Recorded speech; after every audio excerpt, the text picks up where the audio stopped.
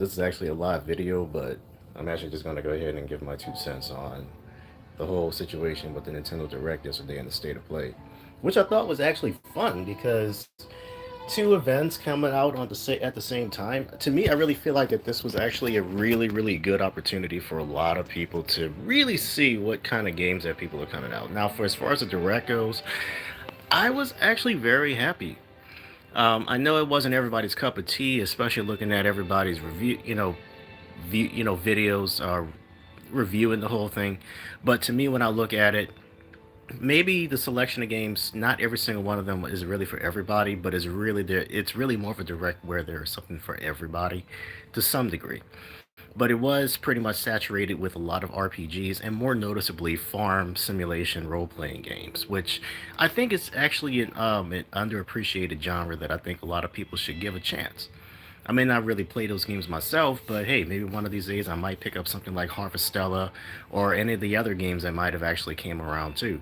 But I can tell you that for my taste, the highlights for that would be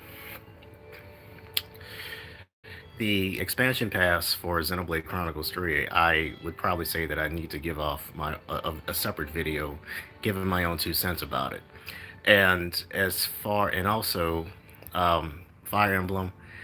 I haven't played any of the Fire Emblem games in a long time since the GameCube, but that might change in the coming months when I go into my backlog and eventually go ahead and play Three Houses and then purchase Three Hopes.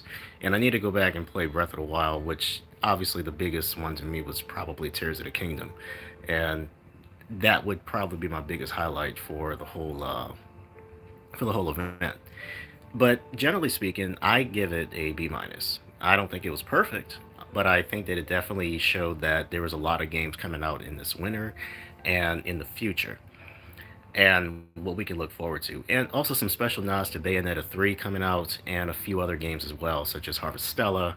Um, there was this various life or something. It was some kind of RPG that came out yesterday after the direct, and there were also a slew of other games in the process too.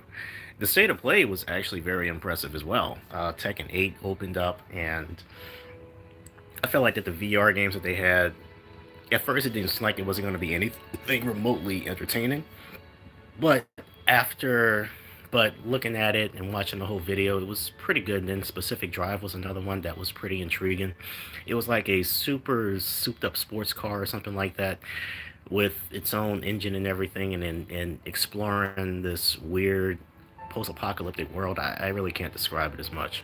And then they had a slew of other games like Stellar Blade, which looks pretty promising, which looks interesting. And then of course you have Team Ninja with the Ronin game that's coming out, and another one from Sega called Ishin, or shoot,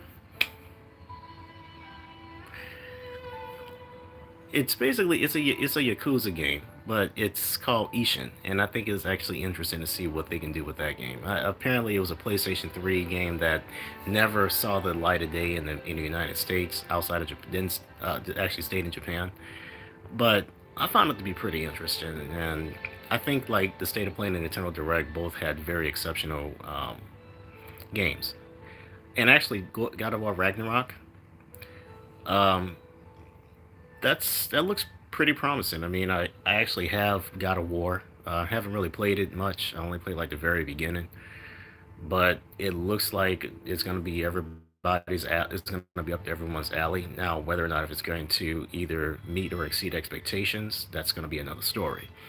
I would hope that it would do something big that would garner the same kind of arousing reaction that the original game did in terms of storytelling, which I really think that Sony has really leaned into when it comes to their production values and their cinematography, as well as their willingness to really turn these games into interactive and emotional experiences for a lot of people to explore.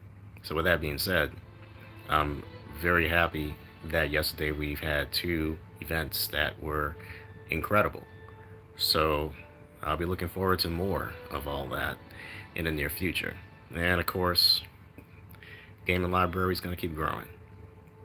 And with that being said, Big Brother signing out.